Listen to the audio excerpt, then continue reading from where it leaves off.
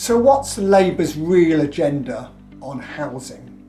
What is it really? Is it about not wanting private people that own their own properties to make money out of it and treat it as a pension, which is what a lot of people have done, certainly in the past? Well, they're looking to increase the supply of housing, which on the face of it sounds very sensible because there's lots of people in the UK. Remember, we've got 10 million more people in the UK since 2010, and they all need a home to live in. So increasing the supply of both social housing and private housing, on the face of it, sounds very sensible and very good. But what are the consequences of that? The consequences, they hope, is that it will drive down house prices. Why? Because they don't believe in people owning more than one property, certainly, and they're not too keen on you owning one property, to be honest with you. Although Angela Rayner managed to own two and got away without making a profit on the second one, but we won't go into that today. So that is their agenda, is to increase the capacity, the amount of houses that are going to be built and homes.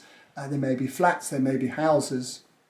They don't also, of course, like second homes. So what have they done about second homes? Well, if you've got a second home, first of all, they're going to charge you 5% extra on top of the normal stamp duty. So if you're buying a property for £500,000, you're now going to be paying in the region of £44,000 in stamp duty.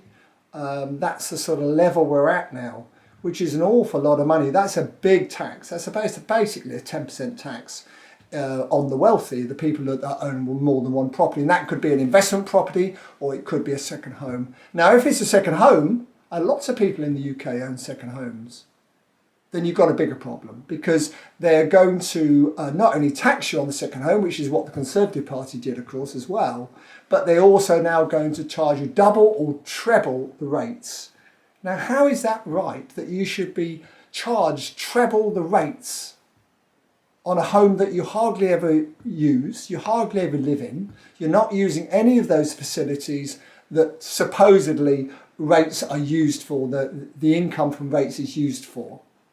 And the other thing on second homes now is that in some areas, they will not allow, the planning permission will not allow you to rent your home out as a holiday home. You have to live there. You're not allowed to rent it out. Now, how on earth they're going to administer this, I'm not sure. But certainly on a planning permission recently that we got, it says that we cannot rent the property out for holiday use, which is a very interesting angle. And of course, the idea is it supports, by doing so, you're actually helping first-time buyers and get on the housing ladder. But of course it doesn't, because these areas are so expensive anyway. First-time buyers will never get on the housing ladder.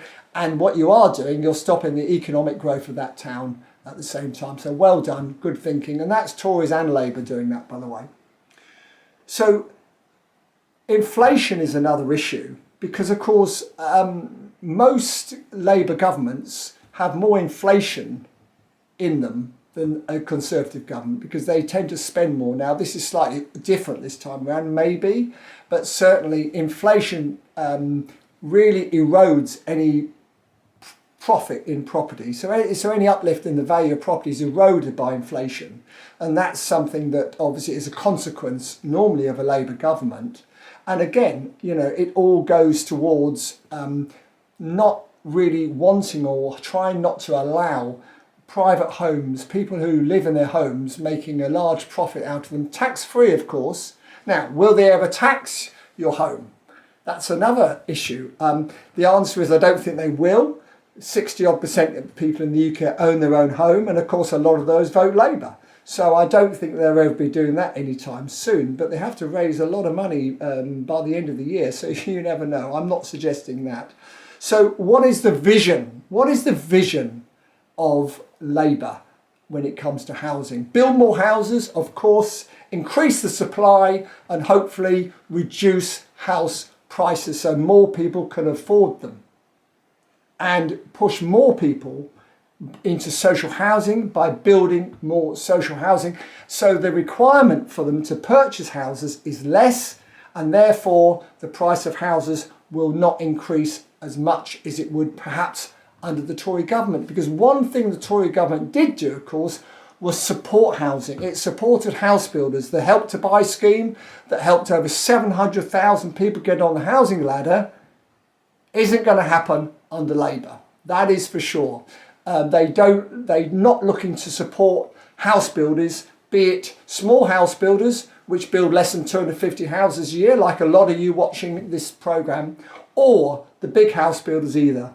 So, to conclude this, I would say that Labour are looking to increase the supply of housing, not just because it's necessary, but also because it suits them in order to keep house prices as low as possible.